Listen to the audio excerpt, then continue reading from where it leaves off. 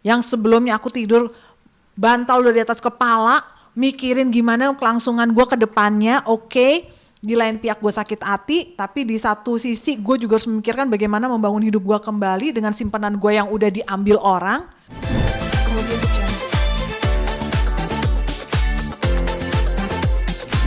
tahu kemana? Gimana bisa cerita kronologi awal mulanya mungkin Kak, bisa kena penipuan kayak gitu? Awalnya sih tidak bisa disebut penipuan ya, karena awalnya aku bergabung ke sana itu kan setelah mendengar banyak orang ngomong Indosurya, Indosurya, Indosurya. Terus beberapa teman-teman juga udah bilang benefit yang mereka dapatkan dengan menjadi nasabah Indosurya. Aku tuh sempat ngerasa kayak, aduh ini perusahaan apa sih Indosurya, dan gak pernah aware sebelumnya. Sampainya ini perusahaan Bonafit. Bayangin udah ada dari tahun 80-an. Waktu itu kan aku di tahun 2000-an kan. Jadi oh aman dong ya, udah dari tahun 80-an bisa bertahan sampai dengan puluhan tahun seperti ini, harusnya sih oke lah ya, stabil. Terus coba aja lo jalan kemana, lo akan lihat tuh banyak gedung-gedungnya tuh, lambangnya tuh Indosurya warna merah. Aku tuh udah tahu Indosurya dari lambangnya dia yang sebelumnya sampai dia berganti ke logo yang baru. Bahkan pada saat dia peluncuran logo barunya itu tuh aku datang ke acaranya waktu itu di Pacific Place. Sampai ngeliat gila ya Bonafit banget, aman lah duit gue di sana, diputer sama mereka, makan bunganya enak, udahlah. Kalau bikin pesta tuh, udah deh, bener-bener yang namanya Bonafit, Bonafit banget deh. Nggak mungkin nggak percaya. Dan aku bertahan tuh udah tahunan di sana, kurang lebih 2 tahunan, sampai akhirnya terjadilah musibah. Ya bolehlah aku sebut kata musibah lah saat ini. Musibah yang aku alami ini, di mana dana aku Gimana pas tahu tiba-tiba dana hilang gitu? Sebesar 5,3 miliar. Rasanya kayaknya kalau nyawa hilang sih enggak, tapi roh aku kayaknya hilang sejenak gitu ya. Enggak sejenak sih, cukup lama aku melayang-layang kayak benar gak sih? Enggak lah. Enggak. Ini cuman orang, ada satu company mismanagement, dan sekarang mereka sedang berusaha untuk mengembalikan uang-uang nasabahnya. Itu terus yang aku mau katakan ke diri aku sendiri. Ini adalah perusahaan yang mismanagement dan sekarang tengah berusaha untuk mengembalikan dana nasabahnya. Itu terus. Sampai aku mengikuti semuanya. Aku tidak mau ikut yang bawel, aku gak mau ikut yang bersuara, aku gak mau ikut menjadi orang yang rese. Pokoknya aku ikutin semua sistemnya mereka. Ini, kasih laporan. Pertama, bilet-biletnya yang ada dikumpulin, ditukar dulu menjadi satu bilet baru. Oke, aku ikutin, aku datang. kayak forex gitu ya? Gak forex sih. Dia itu sebenarnya cuman apa ya, jadi aku menggambarkannya takut salah ya. Yang pasti pokoknya kita taruh uang di perusahaan ini, nanti kita dapat bunganya. Bunganya itu lebih besar dari banyak bank. Waktu itu aku dapatnya 9,5%. Menurut aku itu bunga yang sangat tinggi dan enak lah ya, muter duit 5,3 dengan bunga 9,5, oke lah, jalanin. Diputer, itu pun aku sempat berpikir gini, gak apa-apa, bunganya gak usah aku ambil, puter balik aja, jadi kan nambahin modalku dong, jadi biar lebih gede lagi bunga selanjutnya. Jadi selama 2 tahun aku menaruh uang aku di sana, gak sekalipun pernah aku ambil bunganya. Waduh. Jadi ya udah, terus saya digulung di sana sampai bertahun-tahun, sampai tiba-tiba Februari 2020 das keluar pilot. Das keluar tidak bisa membayar. Itu setelah 2 tahun. Akhirnya ya udah, gimana nih, masa nggak ada cara apapun. Waktu itu karyawannya masih cukup banyak tuh, masih sempat kontak ke kita, ngasih tahu beberapa skema pengembalian yang ditawarkan.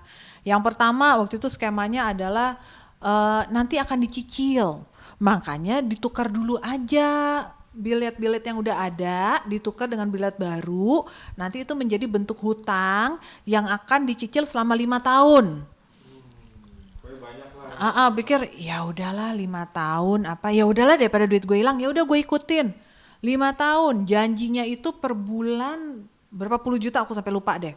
Sampai akhirnya kenyataannya setelah aku tukerkan bilet yang baru, berapa yang dibayar?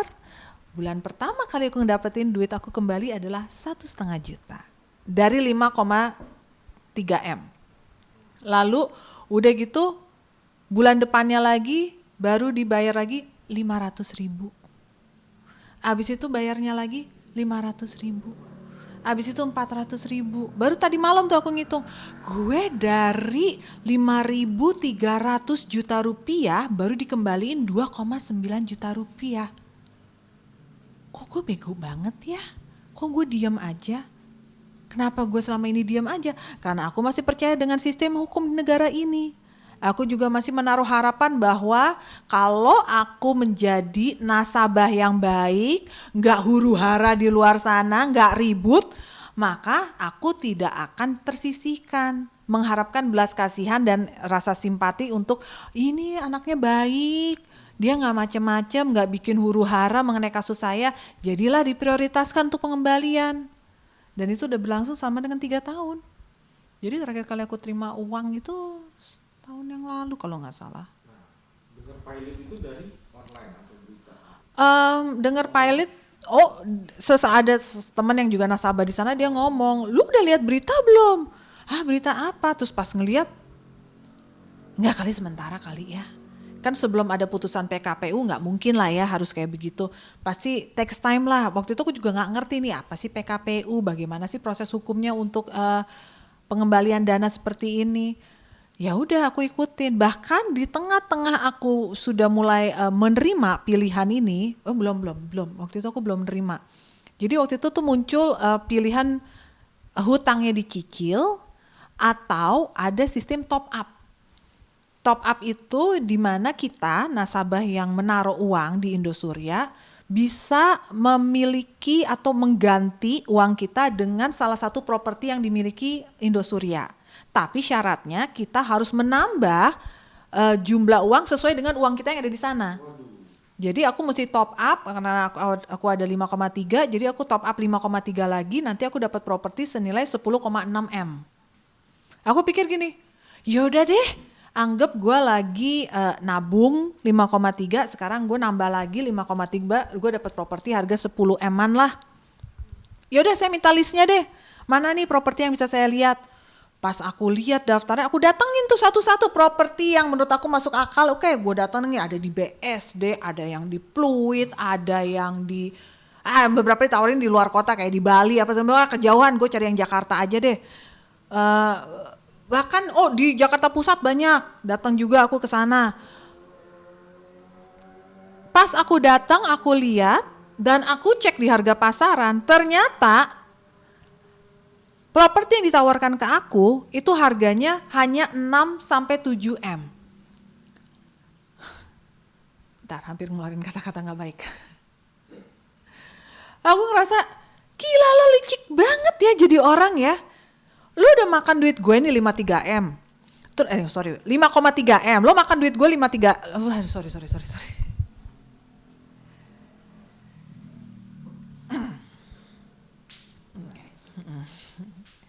Ntar, tarik nafas dulu ya.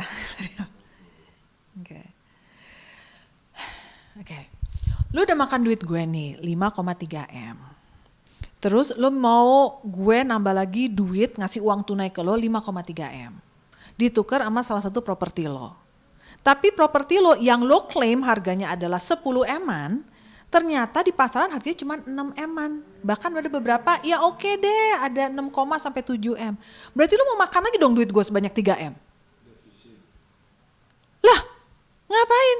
Kalau gue punya pilihan properti dengan harga segitu, gue tambahin dikit, gue ambil KPR kayak atau apa, gue dapet harga properti yang sama.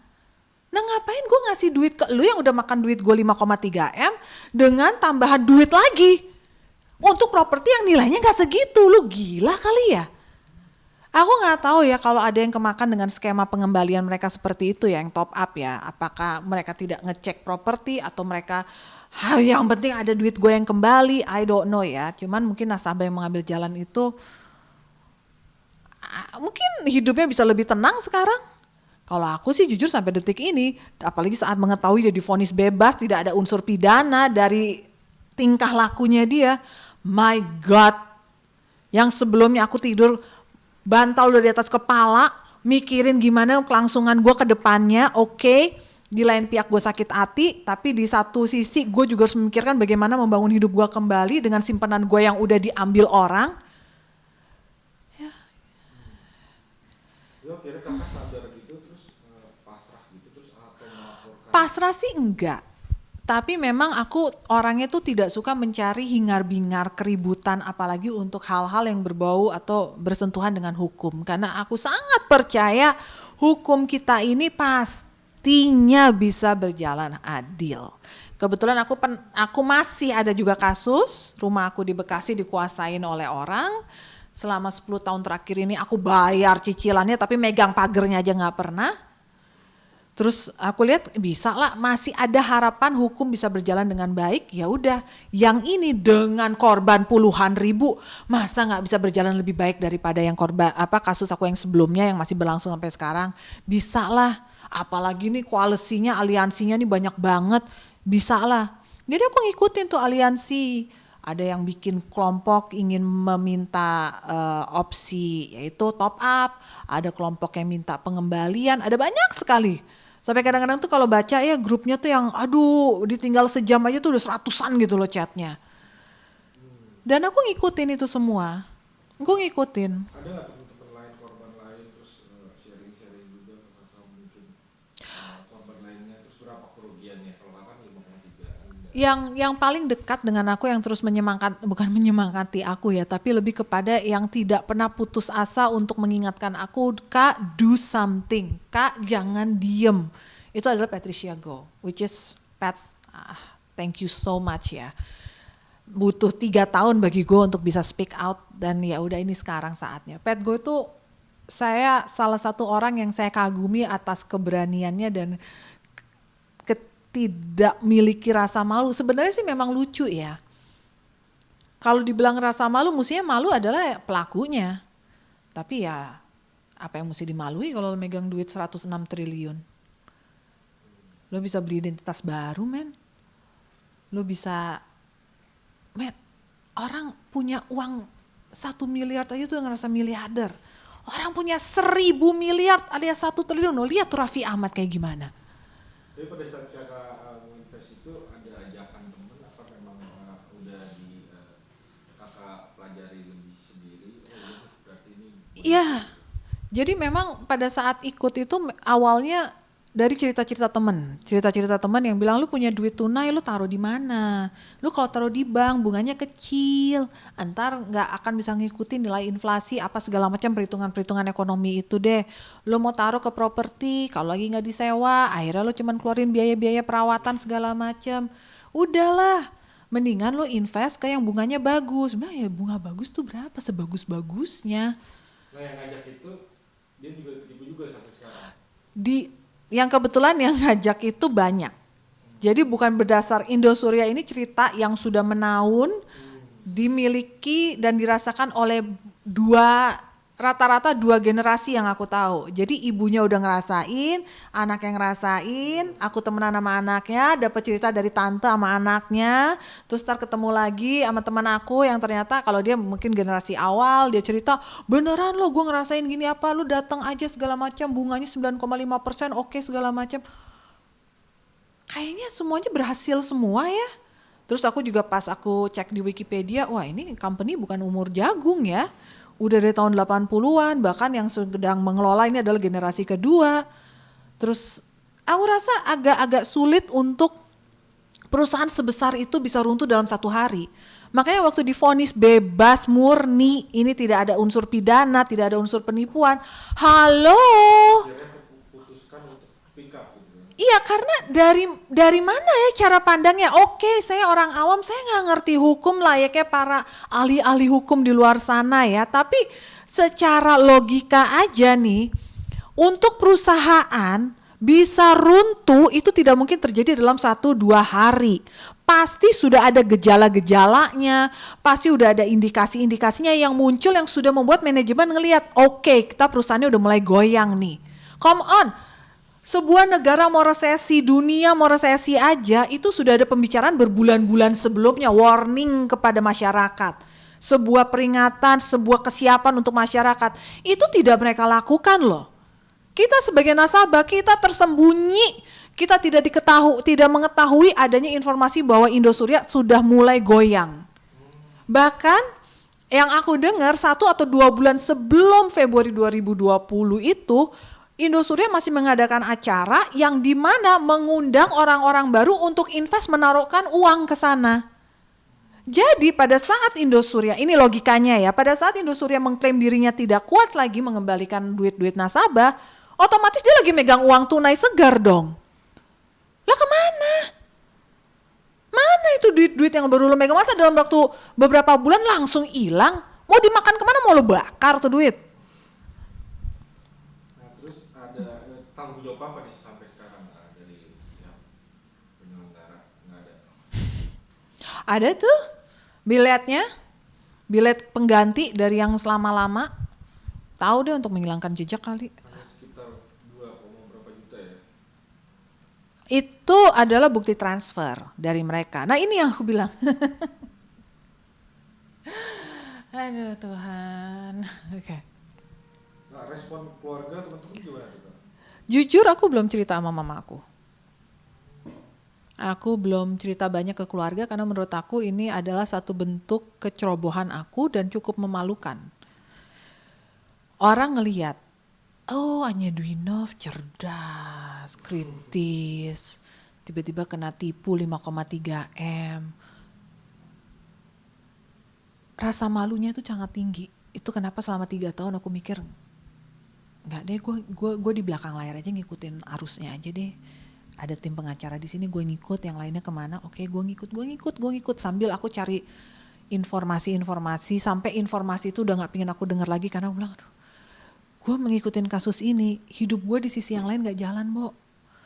Gue tidurnya nggak nyenyak, gue makan cuma sekedar ngisi perut, nggak ada rasa nikmat, mau keluar duit sedikit aja tuh kayak mau nangis, tau nggak keluar duit sekarang. Karena aku tahu gila susahnya gue dapetin ini duit ya. Gue tuh mau nego naik harga 100.000 aja. Dari honor gue tuh susahnya minta ampun. Terus sekarang semua hasil tabungan gue selama tahunan udah digituin doang. Ditelan begitu aja sama orang yang hidupnya punya apartemen mewah di mana-mana. Punya mobil yang gue numpang aja tuh kayaknya jarang banget. Naruh pantat gue di mobil semewah itu juga gak pernah. Rasanya tuh kayak, aduh gimana yang gambarin ya, ditipu sama orang kaya tuh gak enak banget. Kalau kita ditipu sama orang yang membutuhkan, kadang masih ada rasa keikhlasan untuk ya udahlah dia memang terpaksa. Dia memang terpojokan, tidak ada jalan lain. Sometimes masih ada suara hati kita kayak gitu. Nah ini yang nipu kita, hidupnya jauh lebih nikmat dari kita.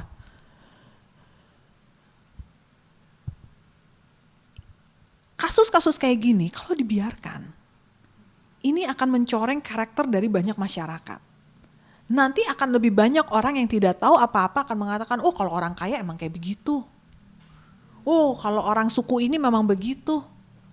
Ini efek dari kasus-kasus pembiaran kasus-kasus seperti ini. Oh emang kalau orang duitnya banyak pasti bisa bebas hukum. Ini contohnya. Terus kalau orang ngerasa hanya kita rakyat kecil yang merasakan, hehehe. Enggak, orang kalau udah bicara duit nggak ngomong rakyat kecil, rakyat gede, rakyat luar biasa, rakyat apapun. Kalau yang mau makan penjahat makan aja, nggak peduli sukunya, nggak peduli agamanya, nggak peduli seberapa kayanya dia, makan aja duit. Nih buktinya. Kecewa juga.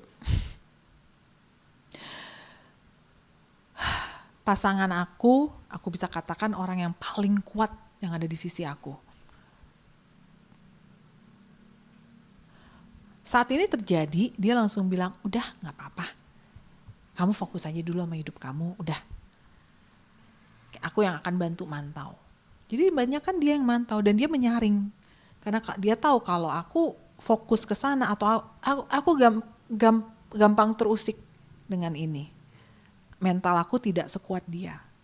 Apalagi waktu saat aku udah mulai, oke, kita mau bangun usaha, aku lagi bangun usaha sekarang. Terus tiba-tiba ntar pas, kita bisa manuver ke sini, kita mau manuver sini, and then mentok. Itu akan selalu kejap langsung ingat, ada duit. Gue nih ada loh duit gue, cuman dimakan sama orang. Harusnya nih gue nggak berhenti di sini nih. Gue harusnya nggak ngalamin mentok ini karena harusnya gue punya duit. Berarti 3 tahun itu dari 2020 2020 bulan Februari.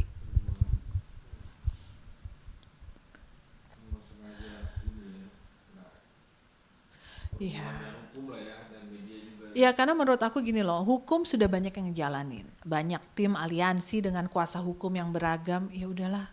Dan aku juga ngerasa gini, aduh biasanya ya pemikiran aku kalau orang yang berkoar-koar justru makin tidak disukai, malah nanti nomor urutan menerima pengembaliannya ditaruh ke paling belakang. Namanya orang sakit hati, duit di tangan dia bebas dong mau ngapain aja. Ya udah deh, gue baik-baik aja, gue adem-adem aja, gue nggak rese, gue ngikutin penawaran yang lo berikan ke gue. Waktu ditawarin yang top up, gue nggak ikutan. Karena aku bilang, licik sekali cara lo, gue nggak mau. Ya udah, gue pakai yang cara lo aja deh, skema pengembalian 5 tahun. Sampai gue beranak 5 turunan kayaknya nggak ada deh. Tapi akhirnya gimana nih Kak? Kan itu udah disidangkan juga selama 3 tahun itu, dan berarti cuma ditahan 3 tahun dong. Cuman, Selama berapa tahun? oh enggak, cuman baru di Kejaksaan Agung dia cuma berapa lama, nggak lama kok. Atau dibebasin ya gitu ya. Tiba-tiba vonisnya kemarin adalah bebas murni oleh Pengadilan Negeri Jakarta Barat. Pak kapan ya kondisi? Baru beberapa hari yang lalu kok. Baru berapa hari yang lalu? Baru beberapa hari yang lalu. Dan menurut aku itu udah, kok bisa nggak kelihatan ada unsur pidananya? Ini tahu nggak sih kalau diibaratkan ya, aku sampai mencari perumpamaan apa yang membuat orang ngerasa mudah memahami kenapa aku melihat ini sebagai tahap penipuan. Sama aja kayak begini, let's say di dalam ruangan ini ada bom. Terus aku yang berada di depan pintu, aku tahu ini ada bom nih dalam sini. Nah, mas-mas semua lagi mau masuk. Terus aku bilang, masuk aja. Pada masuk ke sini, tutup pintu, aku tetap di luar. Terus bomnya meledak. Itu menjadikan aku kriminal nggak? Aku tahu. Memang bukan aku yang meledakkan bomnya. Memang bukan aku yang menaruh bomnya. Tapi aku tahu ada bom di sini. Tapi aku membiarkan orang-orang masuk ke ruangan itu. Apa bedanya dengan kaki tangan? Aku tahu ini mau kolaps. Oh nggak apa-apa, masuk aja. Gue dapat bagian. Kan lu ini yang kena bomnya, bukan gue.